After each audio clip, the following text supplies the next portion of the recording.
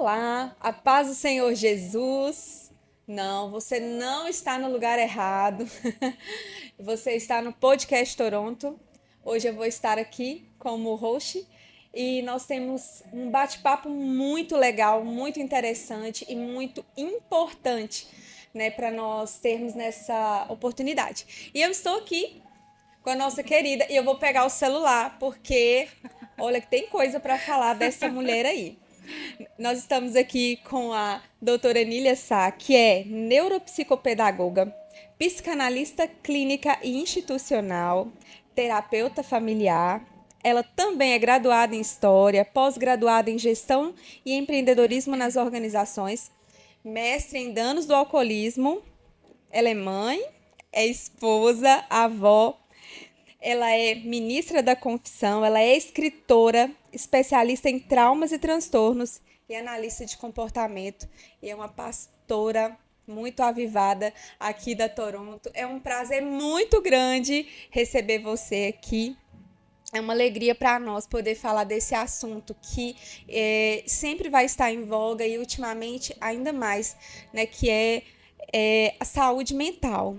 Né, pastora, nós tivemos agora em janeiro, né? Nós falamos muito sobre o Janeiro Branco, esse mês dedicado ao cuidado da saúde mental, mas nós sabemos que esse assunto não se esgota e ele precisa estar sendo debatido, né?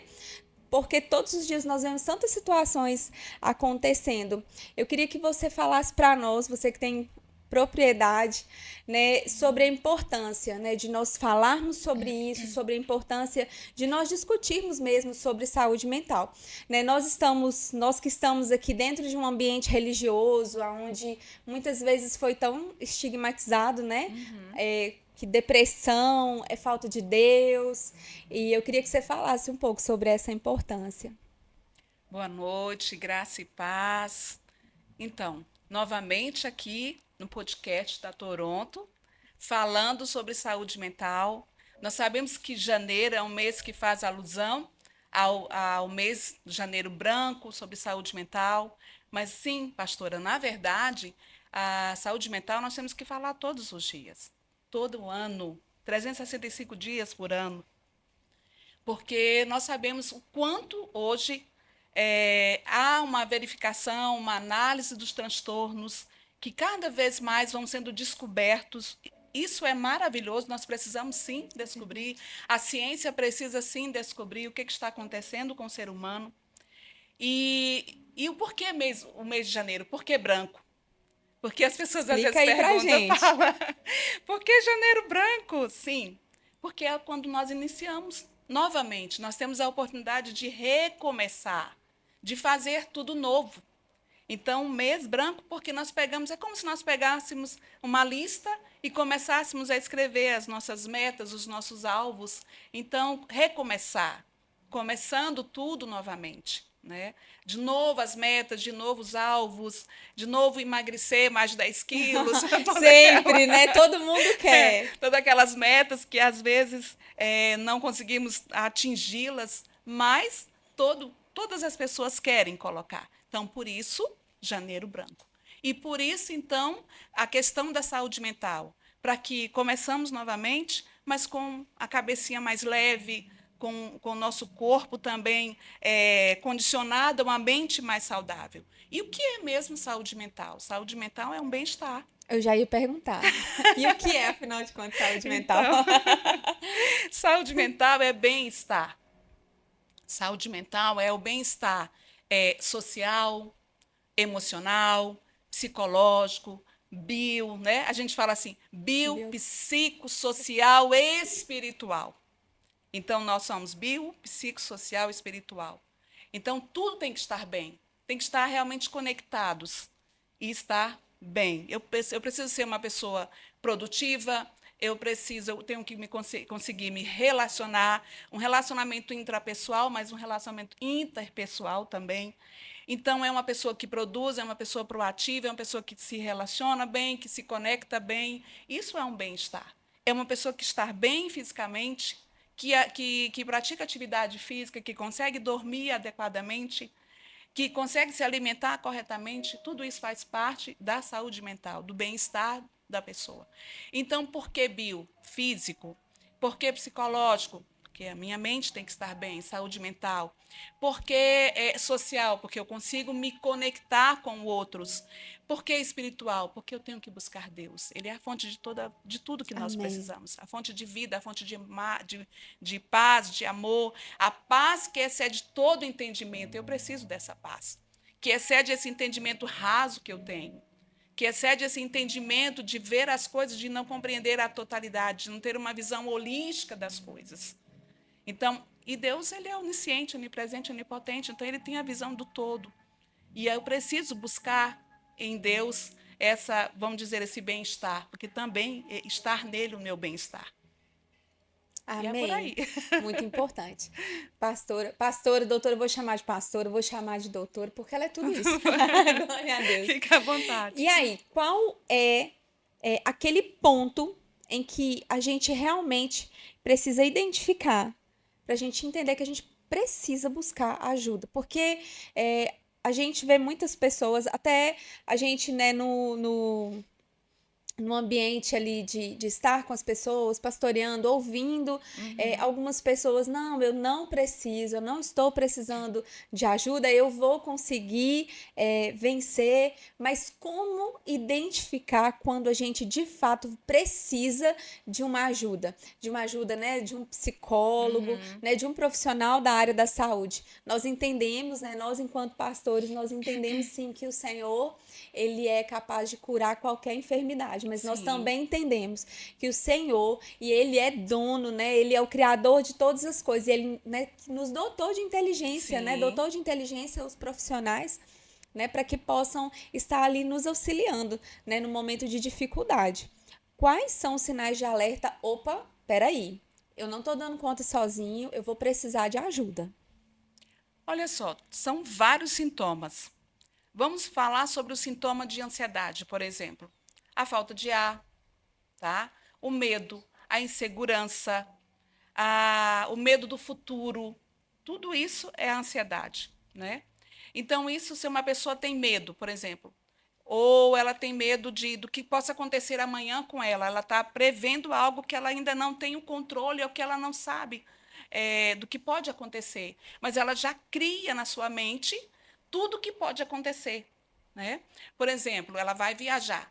Então, ela já pensa, vai acontecer um acidente, eu vou morrer, alguém vai bater no meu carro. Então, ela já começa a prever coisas que provavelmente nunca Não irão vão acontecer. acontecer. Porque, na verdade, os estudos nos revelam que 90% das coisas que nós pensamos, isso não vai acontecer. Mas nós criamos, nós imaginamos e, às vezes, vivemos aquilo. Então, a ansiedade também pode ser os sintomas da ansiedade, né? De repente, uma sobrecarga emocional faz com que a pessoa comece a ter uma falta de ar, insônia, uma preocupação exacerbada. São sintomas também. Outra coisa é o isolamento. Então, uma pessoa que se conectava, que se relacionava bem, que era extrovertida, de repente ela começa a se isolar. Ela começa a se isolar da família, do grupo, ela não quer mais ficar com ninguém, ela quer ficar sozinha. Então, opa, é um sinal, né? Para um adolescente, nós observamos mais quando ela começa a mudar o comportamento, principalmente nas roupas. Até tem uma historinha que as mães, quando as crianças são bebês, ela arruma o quarto com todas as cores clarinhas, Eita. rosinha claro, azulzinho claro. E aí o adolescente, né? Vai O menino mudando, se né? torna adolescente. E aí o que ele quer usar? Preto. Né? Preto. Ficar meio Preto. escondido, às vezes até o cabelo assim. De Ele quer se preferência que você não. esconder de todas as formas possíveis. Então, quando o adolescente ele começa a se isolar, que ele começa a se vestir dessa forma, então acende uma lâmpada, tem alguma coisa errada. Alguma coisa está acontecendo com esse adolescente, né? Ele muda o comportamento, por exemplo, na escola, em casa. É um aluno que tem um bom rendimento escolar, de repente ele começa a tirar notas baixas, o rendimento dele desce, né? fica bem baixo em relação às notas. Então, a gente precisa começar a acender, né, vamos dizer assim, um alerta. O que está acontecendo com esse adolescente? Já o adulto é muito mais a questão física. Por exemplo, ele começa a ter muita insônia, ele começa a ter palpitações, falta de ar, né? Começa com muitas dores na nuca, certo? Muita sobrecarga aqui no ombro, muitas dores na coluna. Então não é só o travesseiro, né, pastor? Pode ser uma sobrecarga emocional, viu? Tem que verificar. Então, vamos dizer também, isso pode até causar um infarto, porque começa a acelerar muito o coração, a palpitação, o medo, a insegurança, a preocupação. Isso acontece muito com os homens, porque por questão financeira também, de repente ele perde o emprego, então ele começa a entrar em pânico, ele começa a ficar muito ansioso, começa a ficar depois depressivo, e muitas vezes essa depressão, ela leva ao suicídio.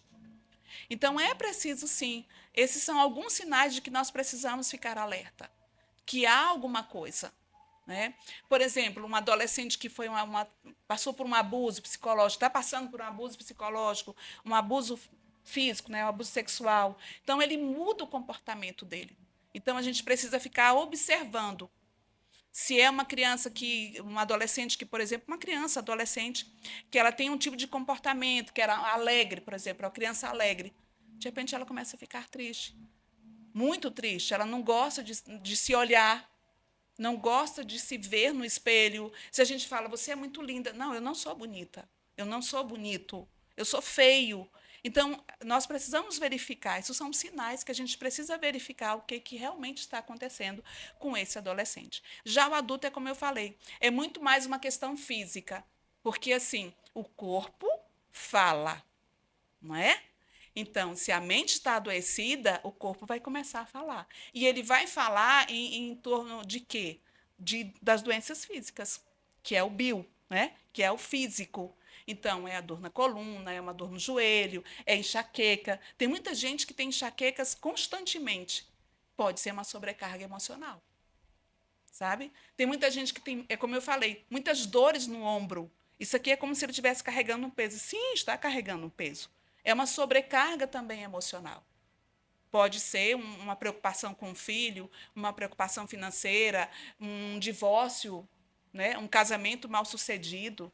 Então, são tantas coisas que a gente precisa verificar que está acontecendo alguma coisa. Porque quantas vezes a pessoa chega no médico, também tem outra. As pessoas, às vezes, chegam ao médico, o médico faz todos os exames e fala, mas você não Você tem não nada. tem nada. Eu já ouvi bastante essa história. Várias pessoas já chegaram. Não, mas falou que eu não tenho nada. Mas o que acontece também? Porque quando é físico, nós conseguimos ver.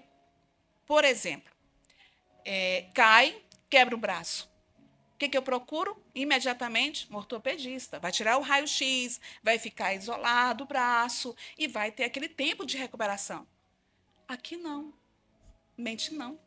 Muitas vezes nós passamos por perdas, luto, crises financeiras, divórcios. O cônjuge foi embora, deixou a responsabilidade sobre uma mãe solo, um pai solo.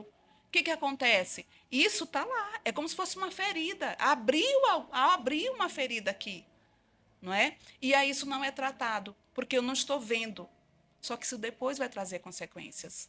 Depois o corpo vai começar a dizer. Ela virá em torno de doenças físicas. Não é? E também, muitas vezes, transtornos. Esquizofrenia, bipolar, síndrome de burnout, e assim vai. Por exemplo, a síndrome de burnout é muito mais a questão do trabalho. O esgotamento, né? Esgotamento no trabalho. É uma pessoa que não tem férias, que não tira um tempo de lazer, que ela respira trabalho. Então tem que ter cuidado com isso. Porque ela pode estar adquirindo uma sobrecarga do trabalho e fazer com que ela adquira uma síndrome de burnout, por exemplo. Né? Mas tem outros exemplos, claro. Uau. É por E aí. aí, vamos lá para um ponto muito importante. Uhum. Quando a gente identifica, né, não só na gente, mas quando a gente identifica no outro. Eu estava Ontem, né, até vendo um vídeo, né, na internet, existem vários casos, infelizmente, nós estamos vivendo, né, uma epidemia de pessoas que estão Sim. desistindo, né, Uhum. nessa caminhada. E isso é muito preocupante. Então, ontem eu estava, né, na internet e me passou uma jovem linda, de Sim. aproximadamente 18 anos, se eu não me engano, e ela estava gravando um vídeo de despedida para os seus pais, para sua família, dizendo que amava, até mesmo contando momentos bons Sim. que faziam diferença na vida dela. Mas ela estava assim em profundo sofrimento e ali ela, né, estava deixando sua última mensagem para dar cabo da sua vida, o que Aham. infelizmente aconteceu. Uhum. E aí eu fiquei pensando assim, eu parei e falei, meu Deus, mas como é, né, que nós podemos de alguma forma saber que é um momento de interferir de alguma forma para que a gente possa ajudar Uhum. aqueles que precisam, porque nem sempre eles vão pedir ajuda, nem sempre vão buscar ajuda, Uhum. ou por que não dizer, na maioria das vezes não vão buscar ajuda. E principalmente dentro do ambiente religioso. Na verdade, a gente vê esse preconceito, né? Sim. Eu sou estudante também de psicologia e a gente vê, não, a gente vai aconselhar, não, olha, procura um psicólogo, procura alguém Sim. para te ajudar. Aí a pessoa ainda tem aquela velha frase, né? Eu não tô doido, eu não tô doido Só que você para tem que fazer a procurar. terapia para você não ficar Aí eu, doido. eu até falo assim, pastor, eu falo, tá bom, eu faço terapia e eu acho que eu não tô doida. Não pretendo ficar doida, deixa eu Aham. fazer minha terapia para cuidar da minha saúde mental, porque isso é muito importante. Uhum. Mas a gente identificando nesses sinais de alerta, tanto né, em familiares, amigos, pessoas às vezes do trabalho, da nossa convivência, qual a melhor forma de abordar essa pessoa? Será que a gente tem que chegar de uma vez? Será que, olha, você precisa de Uhum. ajuda? Às vezes a gente está desconfiado que alguém né, tá querendo Está desistir querendo. também e abordar aquela pessoa assim de uma forma que você vai ajudar e não piorar aquela situação. Uhum. Eu acho que isso é uma dúvida recorrente. Olha, a pessoa dá sinais. Às vezes nós pensamos que a pessoa não dá sinal, mas ela dá sinais de que ela vai tirar a sua vida. É uma frase, é muito, às vezes é muito explícito. Ela coloca mesmo, ela começa a desistir da vida há muitos meses atrás, ou dias atrás. Ela coloca explicitamente, falando que ela preferia morrer, tal, essas coisas. Muitas vezes a pessoa deixa claro, mas algumas vezes não. Mas de qualquer forma ela dá sinais. E esses sinais, alguns desses sinais é justamente esse, ela começa a se isolar. Ou é uma aparência e que alguém que é um analista de comportamento consegue ver. Talvez uma outra pessoa não consiga ver tão claro, mas ela dá sinais. Ela dá sinais através de uma foto, de uma imagem, de um post falando de alguém que tirou a vida. É só prestar muito atenção. É por isso que quem está perto de alguém que começa a dar esses sinais, ela precisa ficar mais perto ainda, porque ela vai mostrar para você que ela quer tirar a sua vida.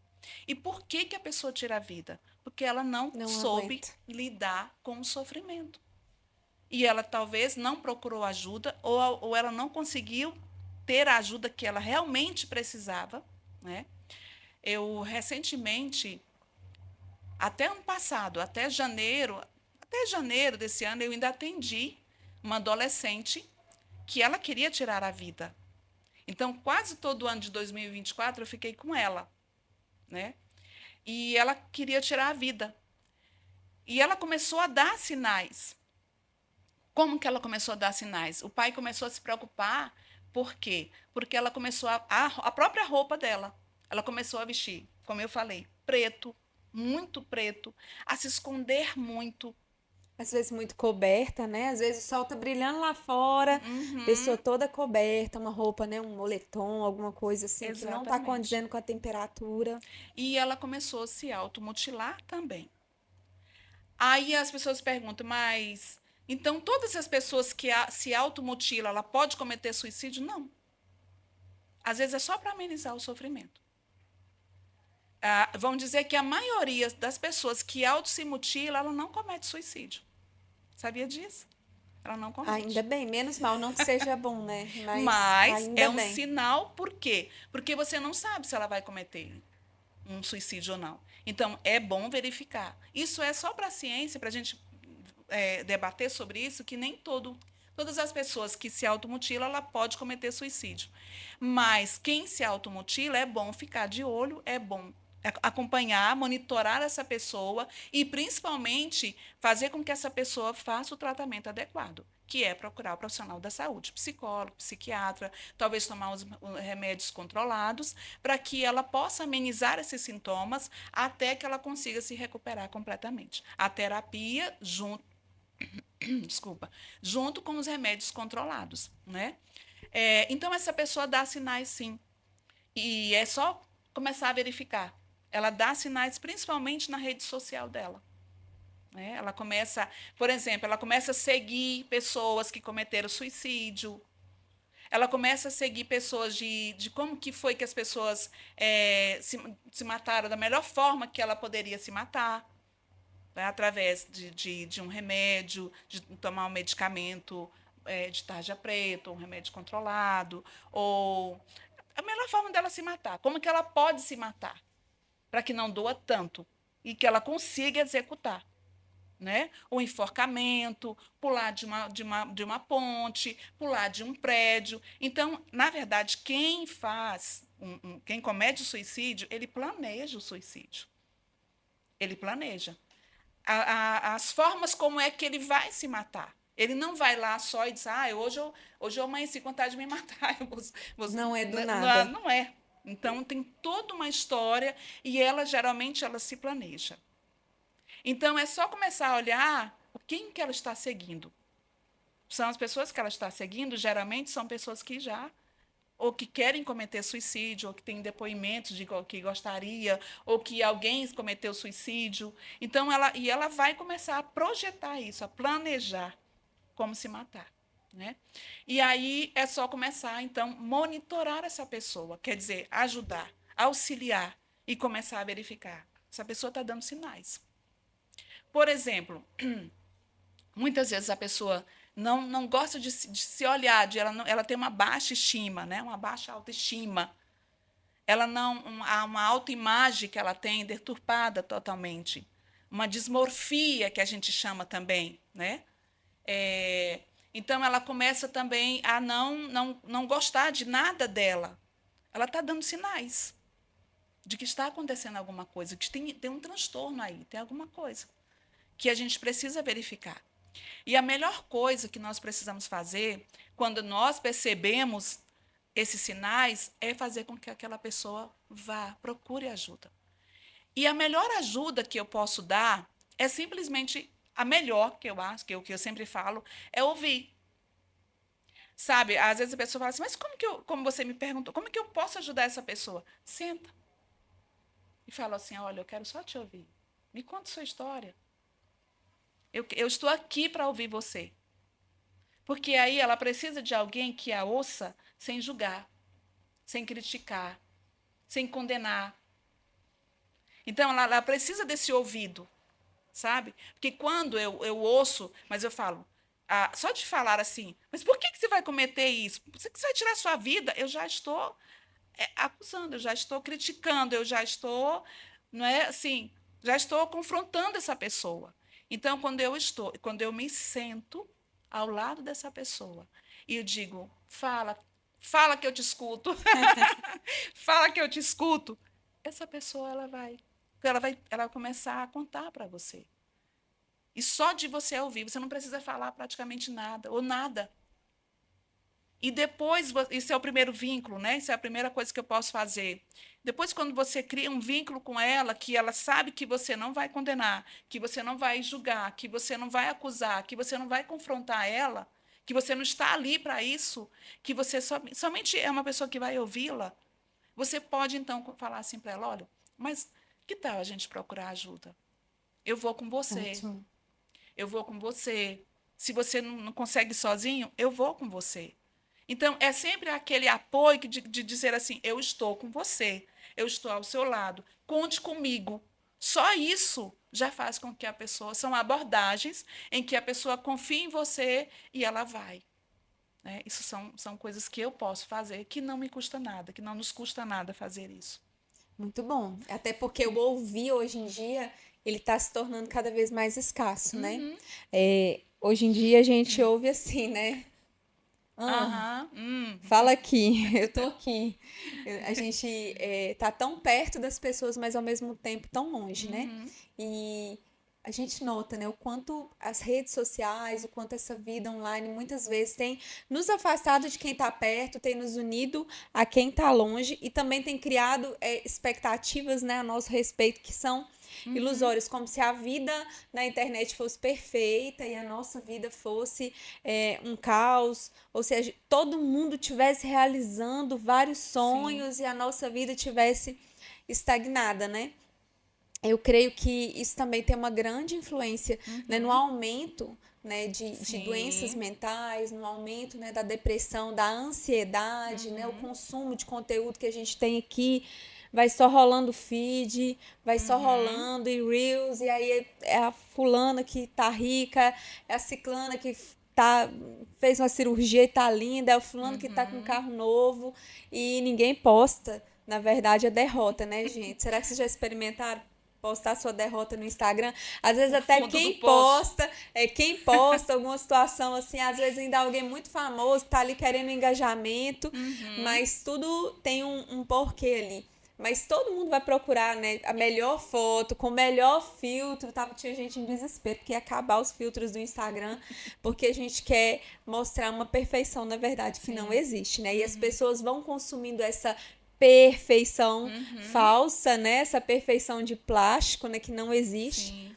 E vão cada dia pensando, meu Deus, o que eu tô fazendo da minha vida? Por que todo mundo tem e eu não tenho? Por que Uhum. todo mundo é, né? E eu não sou.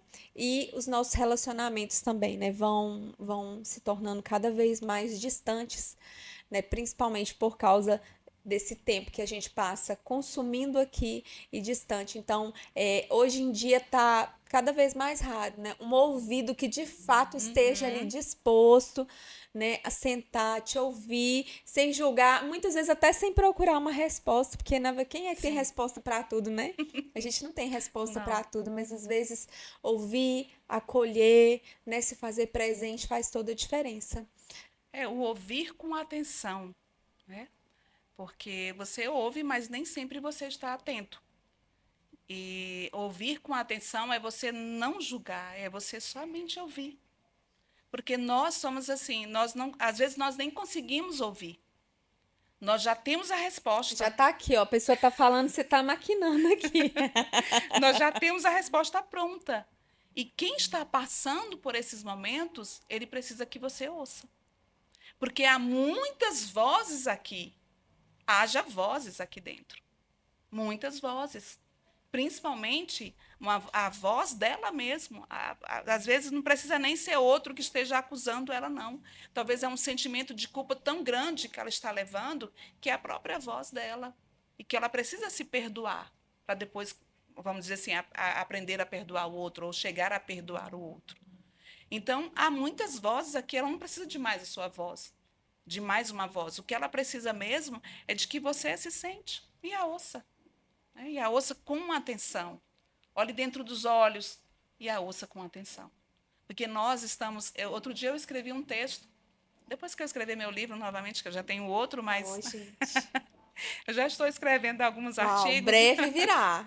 Eu escrevi Conectados à Mesa, né? E esse texto, ele fala, ele é tipo um artigo que eu escrevi recente, está guardado. Tá guardado. E esse texto é porque ele fala muito dessas conexões que nós estamos sentados à mesa, mas não estamos conectados. É cada um com seu celular. Nós não sentamos mais à mesa e olhamos um para o outro, Olho no olho. olho no olho. Hoje a mãe e o pai estão tão ocupados. Gente, e o que eu ouço de pacientes que chegam que o outro, o cônjuge, está muito ao celular, que não está dando atenção para o filho ou para a esposa, ou vice-versa, é real, isso não dá para a É gente esconder. verdade. Né? Então, as pessoas, elas estão desconectadas. Ela se conecta com o mundo inteiro, menos com quem está mais próximo dela, que é o filho, que é a filha, que é o esposo, que é a esposa, que é o irmão, que é a família. Dificilmente nós nos reunimos, nós nos conectamos à mesa. Não há mais essa conexão à mesa, nós estamos perdendo isso. Uma tendência da decoração de 2025, e isso vai se tornar tendência, infelizmente, é que não haverá mais sala de jantar, não haverá mais mesa. Então, o que é isso? É cada um na sua, é cada um no seu quarto, cada um pega a sua refeição, vai para a frente da TV, vai para o quarto. Então, isso está sendo desconectado, isso está sendo desfeito. E que é algo em que nós, cristãos, aprendemos com Jesus. Jesus sentava à mesa, ensinava os seus discípulos à mesa, né? Sentados à mesa, conectados com eles e eles conectados com ele. E nós estamos perdendo isso. E não é nem precisa falar lá de fora, é da própria igreja nós estamos. É verdade. Né? Se nós perguntarmos aos nossos amados irmãos e irmãs, quantos fazem a refeição à mesa, estão conectados de verdade à mesa com seus filhos e com seus cônjuges, nós vamos pegar uma porcentagem muito baixa de pessoas que estão fazendo isso. Então, isso é muito ruim, porque quando eu me sento à mesa com meu filho, eu olho no olho dele e eu pergunto, como foi na escola? O que aconteceu hoje? E aí ele tem a oportunidade de contar para mim, mãe, meu coleguinha me xingou, meu coleguinha me bateu, a professora falou isso e isso. Não é? Antes havia o esposo que chegava, comunicava alguma coisa, a esposa Sim. que chegava, falava, olha, aconteceu isso e isso, o Joãozinho foi andar de bicicleta, se cortou. Então, havia essas conexões, a alegria. Mas hoje não existe mais. Né? Está cada vez mais escasso. Isso também vai trazer transtorno, vai gerar transtornos nessa família. É porque, com o tempo, os irmãos vão crescer desconectados. É verdade. Não é? A gente é do tempo, né? Não vou revelar a idade. A gente é do tempo que a gente brincava no quintal, que a gente corria, ficava até tarde na rua, ia dormir com o pé preto, tinha dia. Né? Dormia feliz. Dormia feliz, suado, mas feliz. Né? Que a gente brincava muito. Eu lembro que na minha infância, gente, eu brincava com os colegas na rua, com o primo, com bicho, corria atrás de galinha, era aquela vida raiz mesmo. E hoje em dia a gente está cada vez mais assim, dentro de casa, Sim. dentro do quarto, ali, né, preso ali naquele ambiente, né, que, enfim, tem muitos estímulos e ao mesmo tempo não estimula, né, a nossa criatividade, né, a nossa interação. Sim. E, nossa, meu Deus, eu acho que nossa hora está até passando aqui e tem tanta coisa que eu gostaria de falar, né, de pontuar. Sim. Eu acho que a gente pode marcar outro podcast, né, pastor? Pode? Pastor tá ligado? Porque a gente pode falar um pouquinho ali sobre as nossas crianças, né? Sim. Meu Deus, tem muita pauta. Tem 10 minutos ainda, então vamos entrar. Que bom. Aqui é sem corte. Pastora, eu queria lhe perguntar um pouco, entrar um pouquinho, na verdade, né, nessa pauta das nossas crianças, porque nós temos visto uma quantidade muito maior de transtornos sendo diagnosticados. A gente sabe que há muitos anos atrás, ou alguns anos atrás, né, esse número ele era subnotificado, né? Mas agora são assuntos que estão muito em voga, né? Sim. Os transtornos, né? O TDAH, o autismo, mas a gente vê também casos de ansiedade em criança. Generalizada, né? Também. A gente consegue observar coisas que a gente não via antigamente. Quais são, né, esses impactos e o que a gente pode fazer enquanto pais, principalmente pais de criança, né, ao observar sinais e mesmo quem não tem, né, um filho com nenhum Transtorno. fator, né, neuroatípico. Como que a Uhum. gente pode fazer para a gente tornar essa infância mais saudável, facilitar ali o aprendizado, a interação, para que essa criança ela seja saudável não só fisicamente, mas emocionalmente, ela cresça saudável emocionalmente. Uhum. Acho que eu perguntei muita coisa, mas a gente vai devagarzinho. Sim. Olha só, eu digo que a primeira coisa que os pais precisam fazer é buscar conhecimento. Nós temos que buscar conhecimento. E eu falo não só os pais, mas todas aquelas pessoas que lidam com essas crianças atípicas, não é? Ou neuroatípicas ou atípicas. É, por quê? Porque quanto mais eu conheço, mais eu consigo lidar com essa criança. Quanto mais eu conheço sobre os transtornos dela, sobre os sinais que ela apresenta, mais fácil ou mais condições eu tenho de lidar com ela, né? Então, por exemplo, quando eu vejo. Ontem eu estava no supermercado e tinha uma mãe com duas crianças. Na hora que eu comecei a olhar para a criança, eu perguntei para ela. Aliás, eu comecei a olhar para ele e falei. Aí eu comecei a conversar com ele, né, com a criança. Aí ela falou, ele é autista. Eu falei, eu sei. Então, assim, por quê? Por causa do conhecimento. Então, quanto mais eu buscar conhecimento, melhor é. Eu preciso me informar, ter um curso superior? Não, mas eu preciso ler. Eu preciso ler. Inclusive, não é muito recente, e é recente, nós vimos no Instagram um pastor, ele estava falando que uma criança que tinha que é autismo, né? O espectro do autismo, ele era uma maldição, ele era um endemoniado, quer dizer, isso é falta de conhecimento. Com certeza. Não é? E a gente não pode viver dessa forma. Nós precisamos cada vez mais buscar o conhecimento. Porque quando nós buscamos esse conhecimento, nós já verificamos os sinais que essa criança apresenta. Serotipias, né? Quando é um neurodesenvolvimento, por exemplo, dentro da psicopedagogia, da neuropsicopedagogia, descalculia, dislexia. Então, são termos e que a gente fala assim, meu Deus, mas o que é isso? Então, vai buscar o conhecimento, comece a ler sobre isso. Porque quando eu busco esse conhecimento, eu começo a identificar e ajudar uma mãe, ajudar um pai, ajudar alguém que também está buscando esse conhecimento e às vezes não sabe lidar. Porque, pastor, é o seguinte, aí eu vou voltar um pouquinho atrás. Vamos voltar. Quando uma mãe tem um filho, o que ela gera nela? Gera expectativa. Expectativa. Completamente. Ela sonha com aquela criança, é um futuro de uma criança perfeita, de uma criança que vem ao mundo perfeito, físico, mente e tudo. Mas aí ela se pega com aquela criança, né, que nasce aquela criança autista, por exemplo, ou um TDAH, ou outro transtorno, né? Então, o que acontece? Já começa aí o luto. O luto do filho idealizado, né? Exatamente. O luto daquele filho idealizado. Então, essa mãe, esse pai, essa família já começa a sofrer. E aí, como um profissional ou como alguém que buscou um conhecimento, nem que seja um pouco desse conhecimento, eu já posso ajudar essa família. Eu já consigo ajudar essa família. Porque não é fácil. Não. Não é fácil para uma mãe, porque ela criou uma expectativa de um filho perfeito, de um filho normal.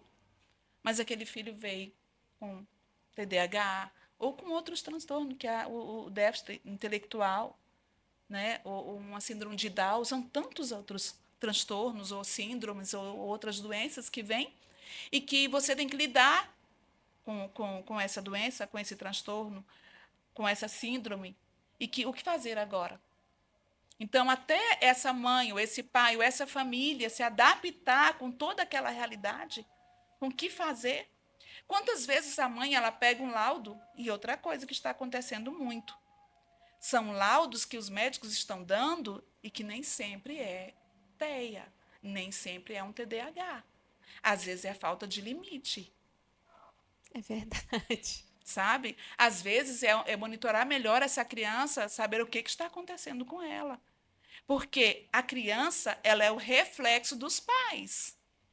A criança é o espelho que reflete o que está acontecendo entre os pais. Então, você quer saber o que está acontecendo com os pais, olha para a criança. Sabia disso? Então, por exemplo, se a criança tem um mau comportamento, se a criança é agressiva, está acontecendo alguma coisa aqui. Às vezes são os pais que estão se separando. A criança tem baixo rendimento, talvez há brigas dentro de casa. Então, nós precisamos olhar também. Porque quando nós fazemos uma avaliação, por exemplo, dentro da neuropsicopedagogia, que é a minha área, eu não posso só olhar para essa criança. Eu tenho que olhar todo o contexto dela. Todo o ambiente, O né, contexto que cerca. social dela, o contexto familiar, o contexto da comunidade escolar. Então, eu tenho que olhar todo esse contexto, até mesmo espiritual, para saber o que está acontecendo. Então, o que eu digo, que é buscar o conhecimento. Uma vez eu estava, foi dezembro do ano atrasado, aconteceu um acidente com o meu carro, né? E eu acabei tendo que pegar o ônibus. E eu estava na rodoviária de São Luís, junto com a minha irmã e meu cunhado, e eu vi uma mãe com muito sofrimento com uma criança. Ela chegou até o guichê para pegar, e ainda tem os seus direitos violados, né? E ela queria logo a passagem, e eles não conseguiam entregar para ela a passagem, e essa criança ela estava numa crise, um surto nervoso. E eu fui até a mãe, e eu acolhi a mãe naquela hora. Eu larguei tudo, fui lá, conversei com ela, falei, calma. E fui tranquilizando ela, fui acolhendo ela. Depois acolhi a criança, ela disse, mas ele está deixando. Eu falei, deixa ele. Mas ele vai fazer isso. Não tem, as pessoas precisam entender. Se as pessoas não entenderem, não tem problema. As pessoas, nem todo mundo vai entender. O importante é que você entenda e compreenda o que está acontecendo e que você acolha você e depois o seu filho. E você precisa estar bem. Então, por quê? Por causa do conhecimento. Porque eu poderia simplesmente olhar para aquela mãe, olhar para aquela criança e falar assim, essa criança não tem limite. Essa mãe não sabe educar essa criança. E nem ver que essa criança é um autista. Mas por que eu consigo ver? Porque a gente tem um conhecimento. Então, busque conhecimento. Se você quer ajudar alguém, se propõe a ajudar alguém, você é uma líder, um líder, busque conhecimento. Porque aí você tem condições de ajudar. E começa lá no luto. Lá naquela expectativa que foi gerada, que essa mãe com esse pai, e começa a trabalhar com eles e depois vai trabalhando com a criança. Muito bom, muito bom. Eu acho que, na verdade, todos nós, né, enquanto cidadãos mesmo, nós precisamos, né, buscar conhecimento, porque nós vivemos numa sociedade com suas diferenças, né? A gente ouve aquele ditado que fala que todo mundo é igual. Na verdade, nós somos todos diferentes, né? Não tem ninguém igual. A gente precisa aprender a lidar, a ajudar, a estender a mão, a ter mais empatia, né? Sim. Com o nosso próximo e principalmente com as nossas crianças, né? Eu sempre falo, o mundo está ficando muito intolerante com as crianças, né? E nós precisamos ter um pouquinho mais de tolerância, paciência, amor, olhar as coisas, né, direitinho e estudar. Bom, nós vamos terminar. Nós vamos terminar por hoje. Assunto não falta, não. Esse assunto. E eu fico assim, ó, muito, muito, muito curiosa, muito interessada. Às vezes tem hora que dá vontade. Ai. Mas, pastora Enília, eu queria que você deixasse, então, essa mensagem. Nós sabemos que tem muitas pessoas aí, né, que têm passado por situações de ansiedade, de depressão e muitas vezes têm dificuldade, né, de buscar a ajuda. Né? Muitas vezes a gente vê situações, por exemplo, né, em que a pessoa até foi ao psiquiatra, o psiquiatra passou ali um medicamento e ela, não, eu não vou tomar. Porque aquilo ficou estigmatizado, eu vou ficar viciada, né? Eu sempre brinco que, gente, o remédio é assim, é como se você tivesse quebrado a perna ali, Sim. E aí você vai lá e vai botar o gesso, você vai, né, tomar medicação, o remédio é isso aí. Quebrou alguma coisa aí na sua saúde emocional, às vezes você vai precisar, o psiquiatra vai te passar, mas depois que você tira lá o gesso, você precisa fazer o quê? Né? Você precisa de fazer fisioterapia, você precisa ser reabilitado. Então, a mente da gente também precisa ser reabilitada e é com terapia. Então, deixa essa mensagem para quem está precisando de ajuda, mas ainda está assim, sabe, assim, com aquele preconceito. Eu não tô doido, né? A famosa frase, eu não sou doido. Mas olha só, faça terapia para você não ficar doido. Muito bem. Faça terapia por você e pelos outros. Porque a primeira pessoa que é ajudado quando faz terapia é você mesmo. Porque você faz uma autoanálise, você começa vamos dizer assim, a ter um autoconhecimento melhor, se conhecer melhor, né? Então, só de você começar a possuir e entender esse autoconhecimento, ele é excelente. Verdade. Porque você vai, vamos dizer assim, saber lidar com as suas emoções, com os sentimentos que está acontecendo com você. Que também é outro podcast, né? Outro podcast. Mas vamos dizer assim, procure ajuda, né? Eu sempre vou dizer isso.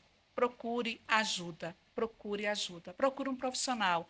A outra coisa sobre o remédio, eu sempre falo assim, gente, o remédio é controlado, Uau!